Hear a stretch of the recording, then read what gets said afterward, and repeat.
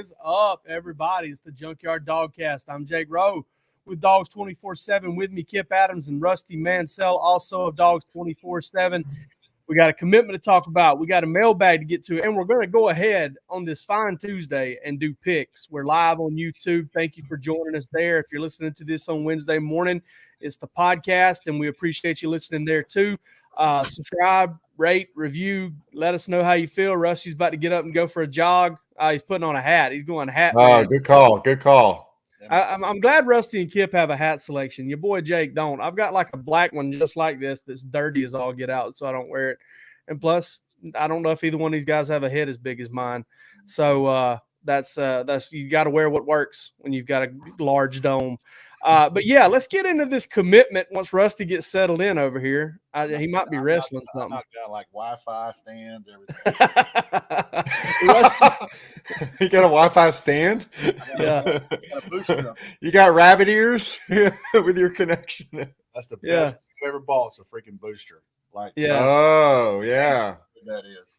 I bought that mesh Wi-Fi a little over a year ago, and that was a great decision. Yep. Oh boy, Google Home works great. Yep. All right, Rusty, let's talk about Jaheem Singletary, 5-star defensive back, cornerback, elite prospect. What do you know about him? What allowed Georgia to get him? Long kid. Saw him, I guess, a year and a half ago, maybe 2 years ago. First time I saw him down in Valdosta at a camp. And, there's Georgia recruits, Alabama recruits, Ohio State. Kid was committed to Ohio State for a long time. They want length and they want speed at corner. And this is a guy that's got that. And you got to give a lot of credit to Will Muschamp. I mean, Will Muschamp, when he got here, this was one of the guys that he zeroed in on. And when you're off, people ask me, I had a couple people ask me, well, how was Will Muschamp recruiting him when he was off the field? Every time he came for a visit, he could spend as much time as he wanted with Will Muschamp. So built that relationship. And I said this, and it's kind of puts you in a spot a little bit because we knew Jaheem Singletary was at Georgia, but if he doesn't confirm it and he doesn't report it, it's not our job to report that. I mean, that's his business. As a commit to Ohio State, he had made several visits to Athens that went unreported. What we can report is we continue to say that we felt Georgia felt pretty good behind the scenes, even when he was committed to Ohio State. When he opened it up, we felt like Georgia's in good shape.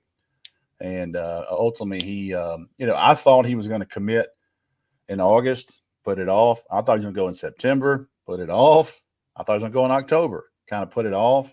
But he does commit this week on his mom's birthday, and that's a huge get, man. There's only so many of those types of bodies per class. Right. Georgia needs some young guys in secondary, and this is a guy that I think can contribute early. Now, I did confirm because I had somebody on the Junkyard ask me, he is going to sign early, but he is not an early enrollee. So he'll be at Georgia at the end of right at the end of May. So he'll be there all next summer, get the whole summer workout in, but he will sign early with Georgia. I'll tell you what, man, this class from a defensive back standpoint, you got Singletary, you got Malachi Starks at safety, both 5 stars, Marquise Groves, Killebrew, Julian Humphrey, a couple of really, really high upside cornerback prospects. And then you look at safety, Ja'Cory Thomas, another guy, maybe a star. You're really filling a lot of needs in that defensive backfield. And I don't think I'm missing anybody there, but just some fantastic defensive backs in this class. After signing a solid defensive back class this past year in the 2021 group. So, definitely meeting some needs. Kip, when you see Georgia get a guy like Singletary, I hope I didn't step on your point there if that's the point you would have liked to have made. But what does this do for the class?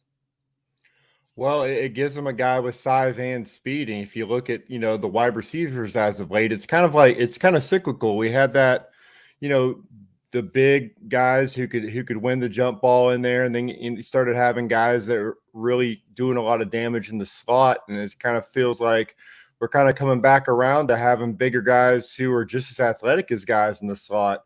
And so when you look at the guys that Georgia is, trying to build in that secondary for the future, because you saw how many guys they lost this last year, and had to go to the transfer portal to try to get some help there in the secondary. Got Keely Ringo getting better every week, but you want guys like, you can't get, if you could get all Keely Ringos out there, you would, but that's kind of the goal. You want the guy that's over 6 foot but can move like a guy that's 5'10". And I think with Jaheem Singletary, that's kind of what you're getting right there. And then you look at Julian Humphrey, a guy that has track speed as well, one of the fastest players in the country, and he's 6'1", 185 as well. So that's just that trend that Georgia's been trying to do the last couple of cycles, getting guys that are 6 foot plus who can run. And I think that's really, really a good response to the taller receivers that you see around in the SEC. I mean, you just look at some of the guys that are having big years in the SEC this year. It's, there's a lot of guys with size out there. And I just think that's how Kirby Smart operates. He sees the trends and tries to try to get ahead of that. And you look at the secondary class overall, as you said, they got a lot of talented guys coming in. One of the strongest secondary classes, I've kind of seen at Georgia, and still has a chance to get even better if they're able to get a guy like Kamari Wilson, one of the most talented safeties in the country, a guy that Georgia has been recruiting for a long time. He's got high interest in Georgia, and it's a guy that they would have loved to had on board months ago. He's continuing that process and looking to see if he wants to continue taking visits. But, I mean, that's a guy, if they can get him on board. I mean, the secondary class is kind of through the roof as far as its potential, and it's strong in a year that it needed to be strong. Absolutely. And, Georgia's class over 300 points now. That's pretty much an elite threshold there, gunning for the number one spot. And like you mentioned, Kip, Kamari Wilson still on the board, a bunch of other guys still kind of in the mix there for Georgia to maybe, get another number one class here. Let's jump into this mailbag here real quick. And we're going to start with the questions from our Dogs 24/7 Junkyard crew. And Breck Dog says, we know Alabama's wide receivers and secondary are an area, Alabama's receivers are a concern against Georgia's secondary. But what's the concern for Alabama when it comes to Georgia's offense? And I'm going to go ahead and snag this one. We're going to try to do this, mow through these pretty quick, one guy per. It's Georgia's tight ends. It's Brock Bowers. It's Darnell Washington, because you look back at the Florida game, Keon Zipper and the Gamble kid, they combined for like 9 catches, 90 yards. You look at what Jalen Watermeyer did for Texas A&M. I think he had 3 catches for 73 yards in that game and a touchdown. Alabama's going to have a hard time dealing with Georgia's tight ends in this game. And I'll throw another layer on there too, running backs. This is a game, listen, we saw James Cook, dust, number 8, their linebacker, I think it's Christian Harris, just dusted him last year on on kind of that one-on-one route on the outside. I doubt Alabama's going to let that happen again quite like that. There's probably a check in place or something to defend that specifically. But A&M with A-Chain did some things against Alabama's linebackers with the running backs. And so I think Georgia's running backs and tight ends, and it seems like you can say this every week, it's always something to watch because there's a constant mismatch there. But specifically, I think Georgia can have a lot of success there. And, it kind of benefits you when you're dealing with something like that this isn't a playoff game. Not technically, it probably kind of is in a way, but it's not a playoff game. So a team doesn't have multiple weeks, 10, 15 practices to rep it and get it right. They have to kind of get it ready in a regular game week. And I think that's somewhere where Georgia can have a lot of success and where Alabama's going to have to spend a lot of time trying to figure it out. But also, if they do that and you overcompensate and you borrow and you focus on it too much, Jermaine Burton, Donnie Mitchell, I said his name wrong again. I was going great there for a long time, and I messed it up. You've been on a streak. Weeks. I had been on a streak. A.D. Mitchell. Let's AD. leave that out for us, Jordan, when it comes to A.D. Mitchell. Adonai Mitchell is a guy that can get him. Lab McConkey, Marcus Rosemary-Jackson. I will never get that right. I'll just go and take a mulligan for 3. Adonai. It is A.D. Mitchell. Adonai. All right. ALG 610. All right, Rusty, I'm going to throw this one to you, because this is a hard question to answer, and you deserve a hard question to answer. If we assume there will be at least one coach leaving in the offseason, who are the most likely candidates to go? I've always said if you're hiring the right people, you're always going to have candidates. And Right. Kirby Smart has had candidates. You look at his coach. It's crazy that, like, Kirby Smart now has a coaching tree. Shane Beamer, Pittman, Mel Tucker. I mean, these guys are head coaches. And Kirby Smart's starting to get, you start talking about that Nick Saban tree. Kirby Smart's starting to get a tree under him. So that tells you that he's hiring the right people. That, some talk James Coley in on I believe the FIU job. So all guys that were, in the original staff at Georgia. So, it would be purely speculation on my part. You obviously have to look at Dan Lanning as a guy that, got some mentions last year. He has done nothing, zero to hurt his resume this year. I can assure you of that. So the one thing I'll tell you about Dan Lanning, he is not in a hurry. I know he has a goal of being a head coach, but he knows what he's got in that room. He knows what's coming in that room. And with like Kirby Smart was extremely picky on what he was waiting for, what he was going to do. So I think Dan Lanning's a guy you look at. Maybe Dale McGee with a Troy job, but I did hear yesterday that they may have somebody targeted. I don't know who that is, but it didn't sound like it was Dale McGee at the top. Doesn't mean it can't get to him. So, there's obviously, if you hire the right people, this is gonna be coming up every year, and just like Nick Saban does, you congratulate your guys and move on to the next one. So, obviously, the guy would probably be Dan Lanning that you want to watch, but we'll see as this unfolds.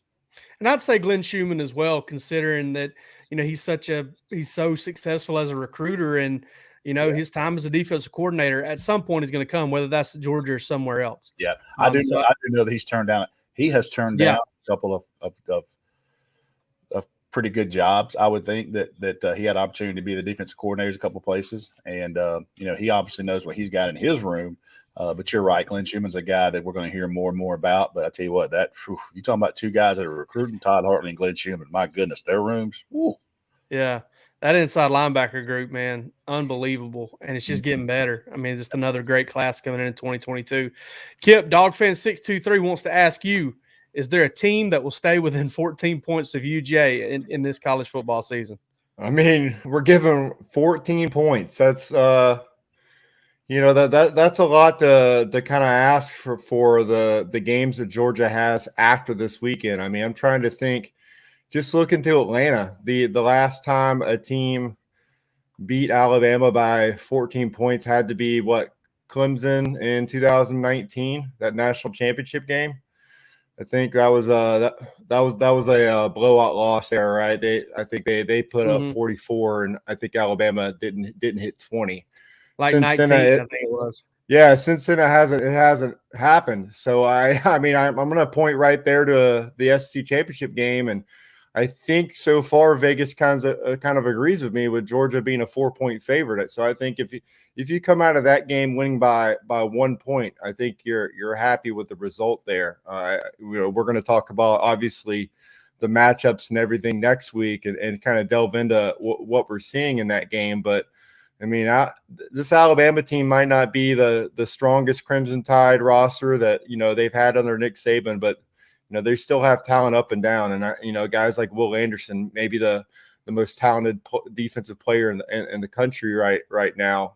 The way that he's playing, the effort and his explosiveness off the edge is unbelievable. That's going to be a guy that Georgia's going to really have to key in on there. And Jamison Williams is having an incredible year as well. So I mean, they still have big time players there, and you just got to look up if you're looking ahead to the playoffs.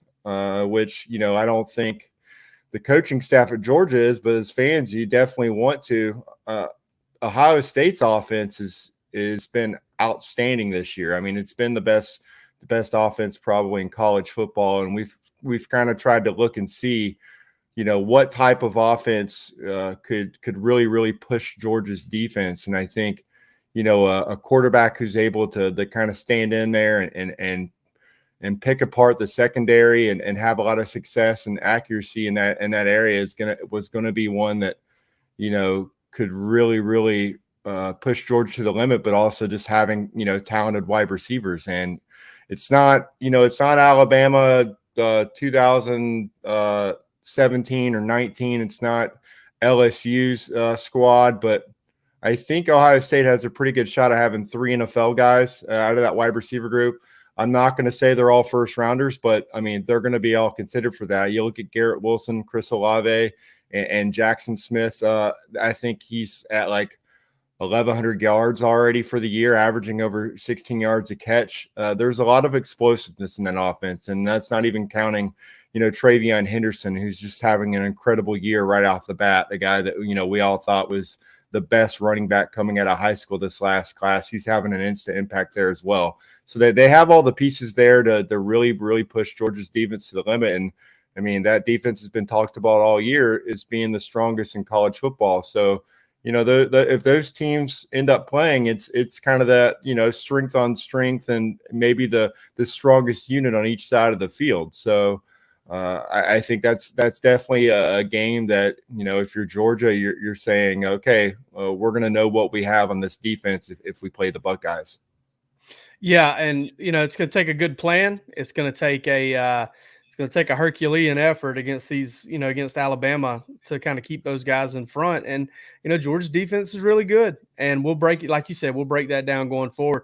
Got one more question here we're going to jump into, and then we're going to, on the other side, we're going to grab the ones from our comments here from the YouTube crowd. Visor Dog, y'all think Dominic Blaylock will be full go in Atlanta, assuming he has 2 games to get back? Dominic Blaylock's full go right now.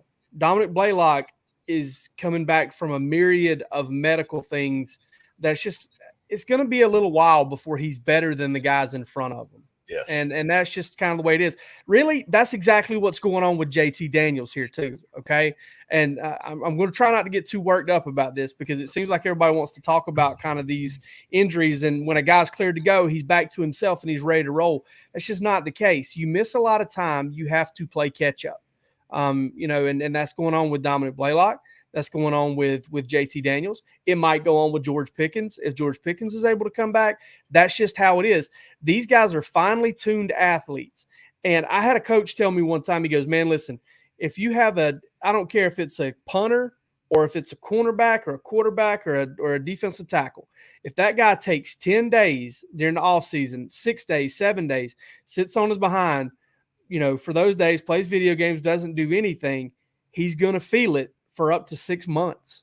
It's going to take him that long to get back to exactly where he was. And so these guys, when they're inactive, when they're limited, when they're out of the flow of things, when they're just getting mental reps and no physical reps, they lose a lot and they're not quite ready yet. And I know folks don't want to hear that. I know you definitely don't want to hear it regarding JT Daniels, but it's absolutely true that if you're going to be inactive for 4 or 5 weeks, then the guy who is getting work there, if he's any sort of in your neighborhood as far as a player, he's going to probably run ahead of you. And that's what's happened there. That's what's happened with Dominic Blaylock missing as much time as he has. And we'll see if it's the same case with George Pickens if he's able to come back. I thought it was interesting. Bruce Feldman said on the Ryan Russillo podcast yesterday that he thought, George Pickens was going to come back in for the SEC championship game. I don't know if he knows something we don't, but I'm not as confident in saying I think he's going to do that, but we'll see. Let's jump into a break here real quick. On the other side, we're going to get to some YouTube questions and make our picks.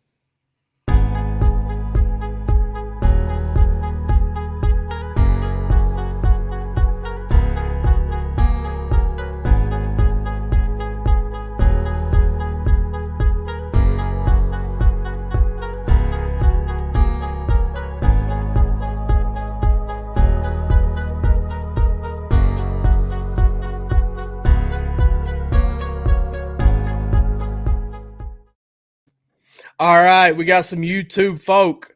How hard is Georgia going to pursue Elias Ricks? Rusty, that seems like a good one for you from our bud Derek Durham.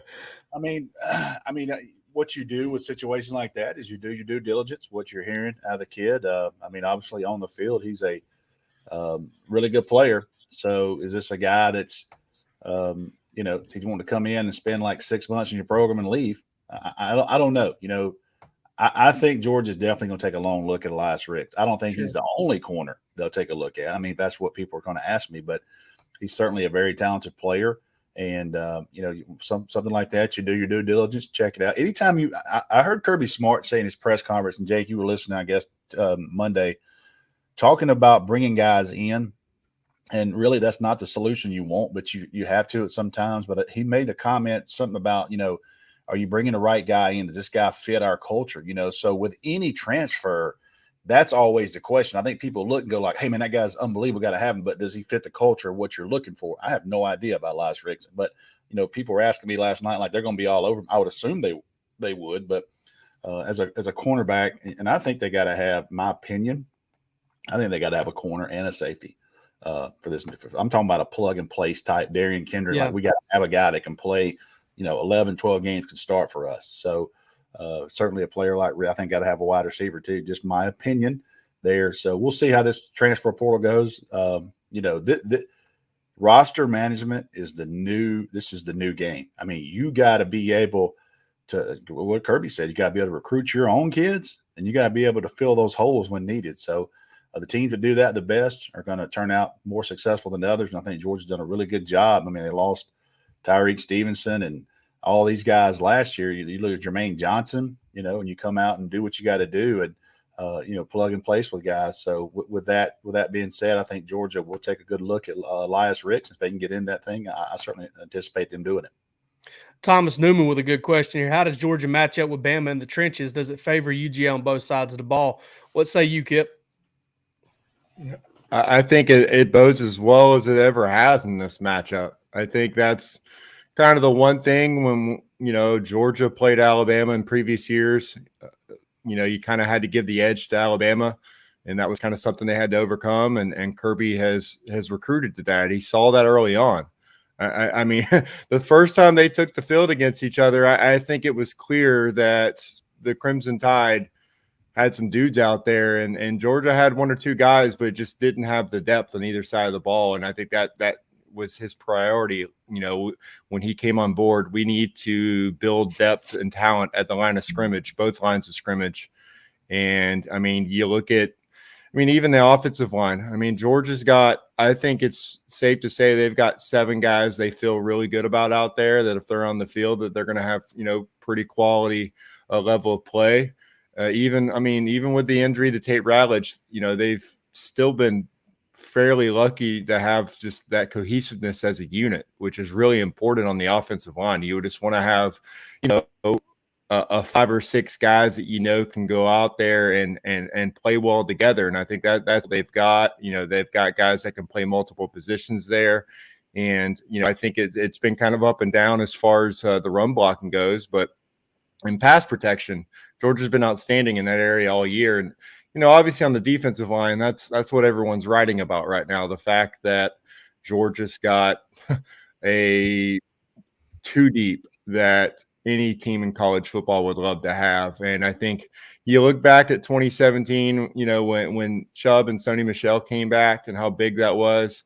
That is, this year is Jordan Davis and Devontae Wyatt. Those guys coming back, that's the storyline for this year. And for Georgia recruiting, I think that's what Kirby Smart's telling people. If you're a guy like Devontae Wyatt or Jordan Davis and you turn down the NFL to come back and play for a championship and still improve your draft stock, I don't think there's a better pitch you could have than something like that.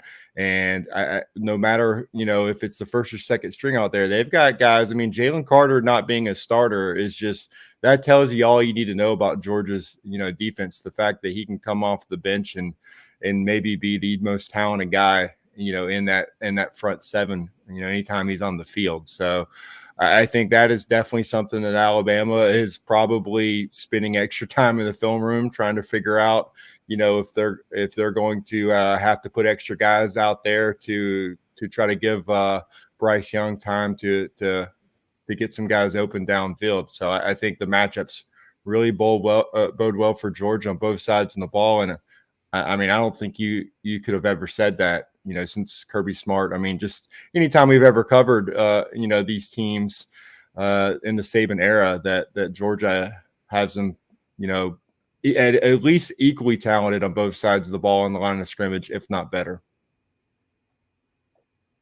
Oops, I was muted. But definitely a big edge for Georgia's defensive line over Alabama's offensive line, the way that offensive line's been playing. I think the other one's a little bit more even, and maybe the telltale sign of who wins that game is who wins that matchup. Nicholas Walker, last question from our YouTube crew. What's the biggest area of concern for this team, in you guys' opinion? At this stage in the season, with potentially, he puts hopefully in there as well, the 3 biggest games you could play in the next 7 weeks.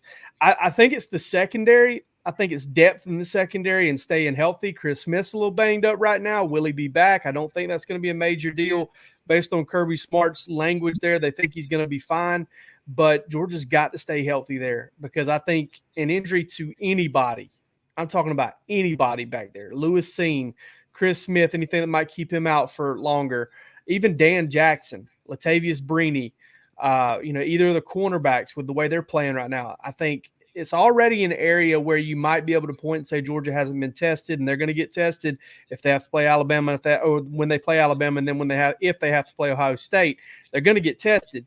But I think that the guys they've got out there can pass that test. I don't know if the guys behind them can, and they just don't have a whole lot of depth back there. So they've got to stay healthy in that back half, and really got to stay healthy at outside linebacker too. With inside backer, because you're one play away from playing a true freshman now. Yeah. True. Yeah. So there's not a ton of depth on that defensive side. Losing Tresman Marshall, Ryan Davis, and then losing Adam Anderson, it creates that everybody has to play, and there's the depth gone. So it really strains you there. So Georgia's dangerously thin. How big has it been that Robert Beal came back? Just talking about guys coming back. I mean, he technically could come back again next year. I mean, he's come back twice because he was in the portal. Yes. Prior to the Baylor game, I believe it was. He was in the portal. Then he came back again. He's actually, done some really good things. I mean, he's had some moments where he may look lost a little bit and may look like he was seeing some things that he hadn't really seen before because he hadn't played a ton over the past couple years, but he's shown some flashes as well. So I think Robert Beal's a guy. That's a good point, Kip. That's a really good one. All right, Kip, since you come up with a good point, you get to make your pick first. Who you got? Player of the game, score over Georgia Tech. By the way, Georgia's here. Let me just throw this out there. Georgia's won 10 in a row against Tech. They haven't lost to them since 1999. If you take that game out, and listen, I'm going to go ahead and call that a bogus win for Georgia Tech because if there was instant replay at the time, Jasper Sanks didn't fumble. All right, he did not fumble, and Georgia wins that game. If you take that one out, Georgia hasn't lost to Tech since 1989. So Georgia's won like 15 out of the last 16 against Tech or 14 out of the last 15, one or the other. It's insane at Bobby Dodd Stadium. Yeah, at Bobby Dodd. So, I mean, you want to talk about dominance in what is that? Is that technically Midtown, Kip? Yes, Midtown. Yeah, it's Midtown. I mean, okay, so Georgia's dominating Midtown these days, but not necessarily downtown. A little bit more trouble at Mercedes-Benz, but Midtown, they own that. Who you got, Kip? It can have whatever they want to have at the varsity. I'll tell you that much. Well, I mean, for this game, I mean, Georgia Tech's defense isn't stopping anybody. I mean, they're awful in the secondary. they're not making plays in the backfield. I mean, it's been a struggle for Jeff Collins and that team this year. The matchups don't bode well at all for them. And then at the same time, I mean, you look at the fact that a lot of these players, they didn't get to play the game last year, and that's a game where there's still some in-state guys in this roster. I mean, Kirby's recruited nationally, and, this hasn't really been a rivalry game as far as it being competitive, but they still want, at the end of the day, they want to hold that whiteboard up, and they want to tell people they run the state still at the end of the game.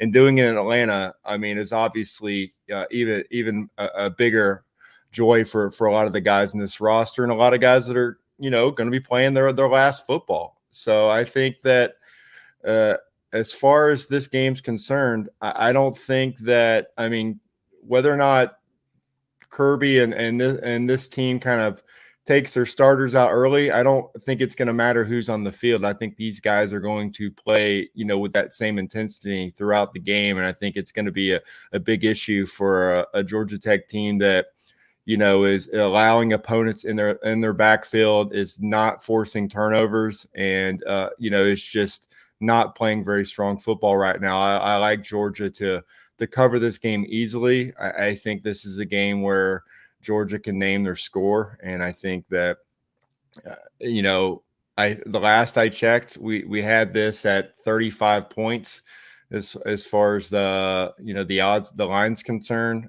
I think that Georgia wins this game 41-3.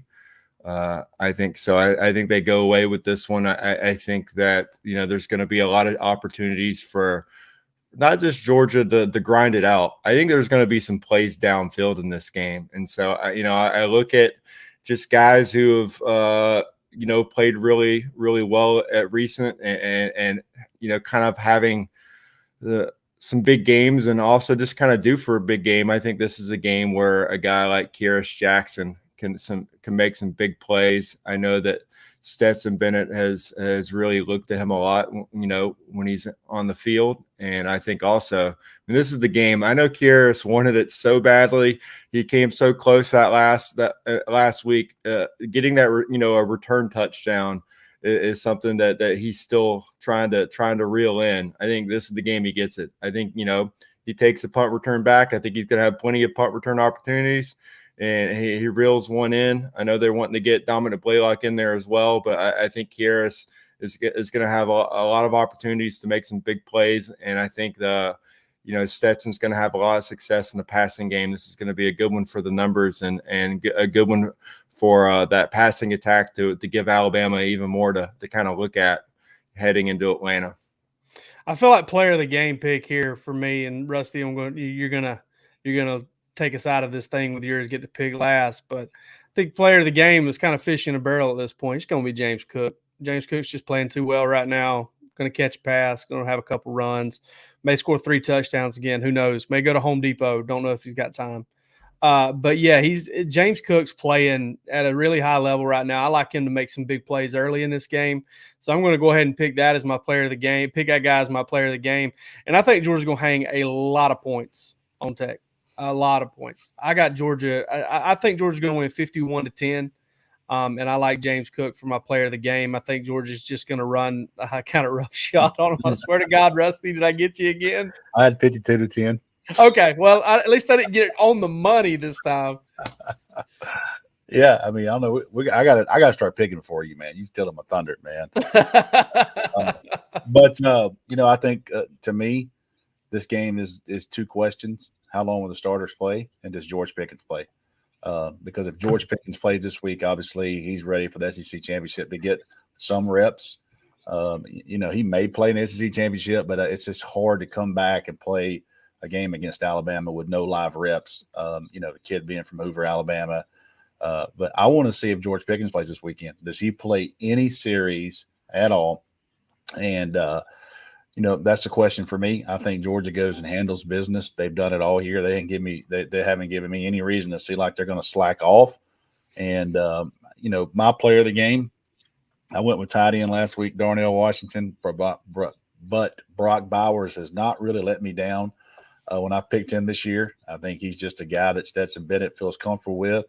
As long as he's in there, JT Daniels, whatever he plays is going to be comfortable with and get touches, because here's the thing.